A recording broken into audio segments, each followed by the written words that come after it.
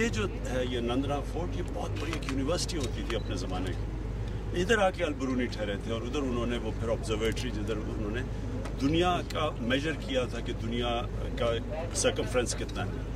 تو یہ بڑی ایک دنیا میں ایک ایسی جگہ ہے جو ساری دنیا اس میں انٹرسٹڈ ہوگی. تو ہم نے اب اس کو ڈیولپ کرنا، یہ شہر کو ماڈل سٹی بنا کے، ماڈرن ولیج بنا کے، اور ادھر پھر تاکہ اب ٹورسٹ کیسے آئے گا یا کیا پھر کرے گا، رہے گا کدھر.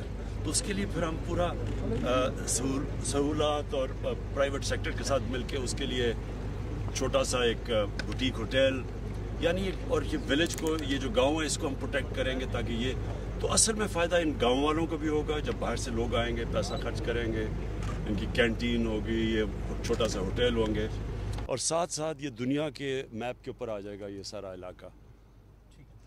اور ترکی اور ملائیشیا 20-40 بلین ڈالرز کی اس پر چلے گئے ہیں، ٹورزم سے کما رہے ہیں. پاکستان آنے والے دنوں میں کتنا ہو سکتا ہے، کتنے ٹارگٹ ہے ہمارا؟ دیکھیے پاکستان جو ہے، ترکی کے پاس کیا، ترکی کے پاس پرانی جگہ ہیں، پرانی سویلائزیشن ہے. وہ جو استنبول ہے وہ دنیا 1000-2000 سال پرانا وہ شہر ہے. تو ہمارے پاس بھی وہ چیزیں ہیں. پشاور دنیا کا پرانا ترین شہر ہے، لاہور پرانا شہر ہے. پھر یہ جو آپ دیکھ رہے ہیں یہاں ادھر ہی سامنے